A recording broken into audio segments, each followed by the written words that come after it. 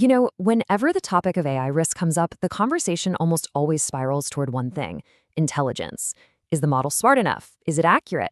But what if that's the wrong question entirely? Today, we're going to dig into a totally different way of looking at AI risk, one that focuses less on intelligence and more on something that's way more critical. So here's the plan.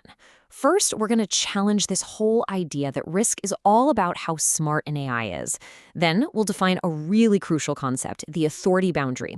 We'll look at that exact moment an idea turns into a system, clear up some common myths, and finally get into the must-have controls for any AI that's trusted to actually do something. All right, let's just jump right in. Right now, it feels like the entire industry is in this mad dash for smarter and smarter models. But here's the thing.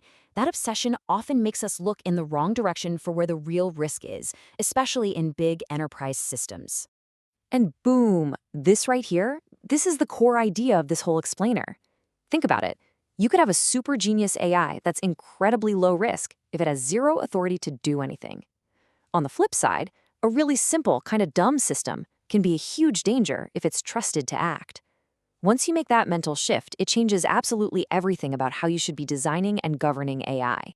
Okay, so it's one thing to have this big idea, but how do we actually use it? Well, that's where the authority boundary comes in. It's a framework that draws a very clear line in the sand, helping us classify the real-world impact of any AI system. So let's be super clear about what we mean by authority. This isn't about the system thinking for itself or becoming autonomous. It's way simpler than that.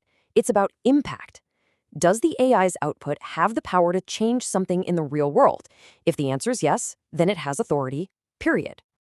This is where it gets really practical. You can basically split the world of AI into two big zones. Over on the left, you've got assistive AI. This is like your brilliant co-pilot. It gives you amazing insights, but it's read-only. It can look, but it can't touch. If it makes a mistake, it's no big deal, because a human is still making the final call. But then, on the right, you have operational AI. This is where the system has real authority. Its actions have consequences, they impact other systems, and it's not just helping, it's actually influencing decisions. And this leads us to, honestly, the most important part of this whole framework: figuring out that exact moment an AI stops being just an assistant and becomes an actual part of your operations. This is the transition we absolutely have to get right. Okay, so this diagram really lays it all out for us. Take a look. On the left side, you've got your assistive AI. It's safe, it's read-only, you can undo things easily. Over on the right, operational AI, this is the stuff that has real authority and has to be regulated. And that big solid black line right down the middle, that's it. That's the authority boundary. It's the point where the rules of the game just completely change. Let's follow this journey step by step. At P1 and P2, we're totally in the safe assistive zone. The AI is giving us some cool insights, maybe showing us how a process is working. But look what happens at P3, dynamic replanning. The second the AI starts suggesting changes to a plan that people are actually going to execute, boom, we've just crossed the boundary. And that journey goes all the way up to P7, zero-touch execution, which is, maximum authority. So here's the trigger. This is the thing to remember. The boundary isn't crossed when you hit full automation. Nope. It's way earlier. The line is crossed the instant an AI's output starts to shape actions, even small ones, like reprioritizing a to-do list for a team or automatically kicking off a workflow. That's the moment an abstract idea becomes a hard-coded system with real impact. All right, so we've defined the boundary. We know when we cross it. But so what? Why does this one moment matter so much? What actually changes? Well, it turns out as soon as you cross that line, three huge things change, and they change instantly. First, your blast radius gets way bigger. One little error can now ripple out and affect tons of systems and people. Second, it's much harder to undo things. You can't just hit delete on a bad summary anymore. Fixing a mistake might mean a full-on rollback procedure. And third, accountability is no longer optional. It's mandatory. Someone, a human, has to own the results of that system. Okay, so now that we get the theory, let's talk about the real world. A lot of teams really stumble here because they buy into a couple of really common myths about authority. Let's bust the two biggest ones right now. Okay, myth number one, and this one is everywhere. Oh, don't worry, we have a human in the loop. The problem is, if that human is just clicking approve and rubber stamping what the AI says, they're not really in the loop. Authority has already shifted to the system because the human is just anchoring on its recommendation. Myth number two. That authority is only something you worry about with full hands-off automation. As we just saw, that's totally wrong.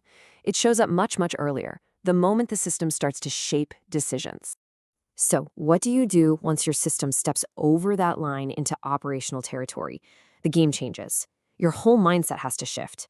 You're not just building a cool tool anymore. You are building an engineering grade system, and that requires formal, serious controls. And we're talking about real, non-negotiable engineering controls here. Things like explicit approval gates for actions that matter. You need evidence logging, a full audit trail, so you can prove why the system did what it did. You have to have clearly defined stop conditions to hit the brakes if things go sideways. And crucially, you need a way to roll things back and safely undo actions. And I want to be really clear about something. The point of this framework isn't to say no to automation, not at all. Its job is to make sure that when we do decide to automate something, we're building systems that are solid, they're transparent, and there's something the organization can stand behind and safely own.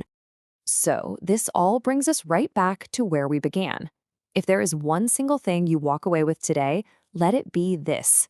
The constant focus on model intelligence, as important as it is for performance, is not the right lens for thinking about risk. AI systems don't become risky just because they get smarter. The risk appears the moment we trust them to act. And that's it. Understanding this authority boundary, that's what gives you the power to grant that trust safely. It lets you move faster, build better systems with fewer surprises, and ultimately get it right the first time. The real question we should be asking isn't how smart is it? It's what can it do?